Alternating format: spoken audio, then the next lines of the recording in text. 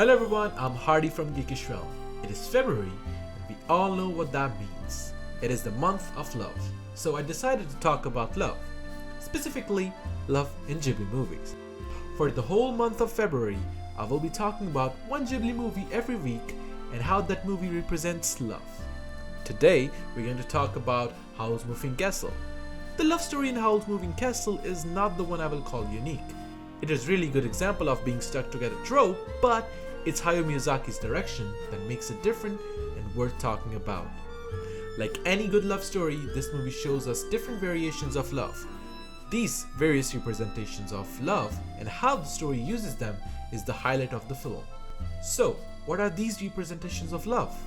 Nothing new, it's just the good old jealousy, unconditional love, and something called self-love. I know, never heard about it, right? So, let's dive in and see the love in this Ghibli movie. And a minor spoiler warning ahead. So, if you haven't seen this movie, please be aware. The first sequence of the movie is the classic damsel in distress. Howl saves our protagonist Sophie from some catcallers on the street. They are literally calling her mouse. If they are not catcallers, I don't know who they are. Anyways, back to our video. Now, this is a classic trope where hero saves a girl and the girl falls for the hero, and it's been done to death by now, especially in the Bollywood movies I grew up watching. But the film quickly changes the gear and shows us how himself is running away from something, and Sophie just happened to be there and helped him escape. Now, in just this one sequence, the whole plot is set. We got a glimpse of Howl's character and we understand Sophie's emotion. Tropes are good and they familiarize the audience with the world. However, a good director always breaks them and reinvent them so that it feels fresh. Hayao Miyazaki breaks this classic trope to set up the whole movie, and I think it's a beautiful storytelling. Now, this is an excellent representation of jealousy. Howl rejected the witch because she was an old and ugly, but she put this hideous curse on Sophie so that Howl can dump her too. This scene shows the ugly nature of the jealousy. This is how envy looks and feels like. Petty and unsatisfying. While being jealous, one does not get high ground. Instead, they bring the others down with them. If that is not petty, I don't know what is. Now let's talk about Sophie. Sophie's curse is a huge part of the plot and the story as she spent most of the movie as an old lady. But it is how the character of Sophie handles this makes it such a beautiful and lovely journey. From the very start, we saw how low Sophie thinks of herself. While other girls and her sister dress up, she never does, always considering herself not beautiful enough and feeling out of place. Her character embraced this curse with open arms. Rather than feeling depressed or sad, Sophie accepts her fate, and suddenly she feels more confident and comfortable in her skin than ever. Breaking this curse is very important. It is not explicitly said what breaks the curse, but we viewers can see the curse fading at times, making her young randomly and then turning her back to an old lady. Narratively, it does feel a bit jarring at first, but once we start realizing what is going on, it is hard to miss what the movie is trying to tell us. Breaking off the curse should have been the movie's critical moment. However, it just blends in the story. Not making it a jaw-dropping moment suits Sophie's character and nature of the curse spelled by jealousy. In the start, Sophie said she feels better being a 90-year-old woman. She also says her clothes finally suits her now. These small hints show Sophie has always considered herself out of the place and never liked herself.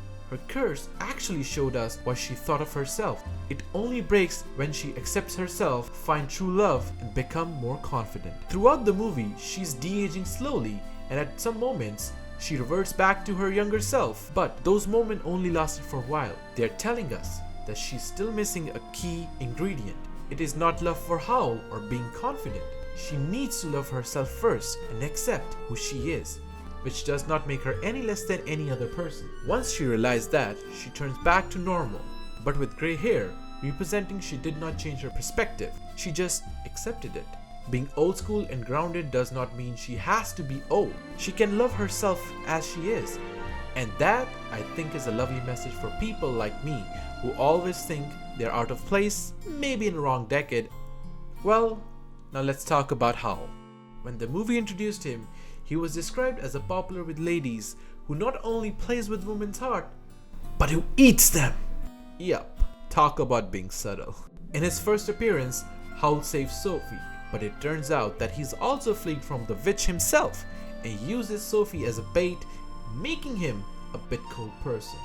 And I guess that is what he's trying to show for a long time to everyone. When Howl finally meets old woman Sophie, he is very cold but very respectful and instantly realizes that she's cursed because of him and let her stay in his moving castle as a cleaning lady. Soon after, Howl breaks his skin when he's thrown out of his comfort zone. He throws a tantrum like a baby in a very epic scene when he colors his hair red instead of blonde, deeming himself ugly, showing how shallow and empty his world is, as not being beautiful affects him so much that he sulks into being a literal slime. I kid you not, that actually happens. But Sophie manages to take care of him, which showed Howl that it is time for him to take responsibility for his action and accept who he is. As stated by Howl himself, he is afraid and he's not what people make him to be, as he takes all the responsibility on his shoulder, and it is beautifully shown when Howl merges his moving castle with Sophie's stable home. Kelsifer the fire demon, who actually runs Howl's moving castle and responsible for all the magic in the castle, is an excellent plot point and representation of Howl's heart as always burning and to set free. Sophie had to extinguish the fire to give Howl his heart. Howl, who rejected the witch for being old and ugly, accepts Sophie, even though he does not know how to end her curse. But in his heart, he starts loving her despite being an older woman, which is brilliant storytelling and shows the unconditional love between Howl and Sophie. On the side note, the one-sided love of Turnip Head and how he reacts to Sophie and Howl is one of my favorite aspects of this movie, completely flipping the trope of kissing and breaking the curse into something meaningful. Despite loving Sophie, he accepts her wishes and shows one-sided love is not meant to be toxic, and it can be useful if one understands love itself. But who am I to understand love completely? I'm just a small YouTuber in this vast ocean talking about love and its meaning in Ghibli movies.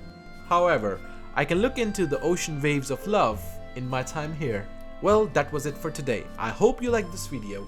Well, if you do, then please hit the like button and subscribe for more content like this. And share this video with your loved ones and friends. Please, be safe and see you next time.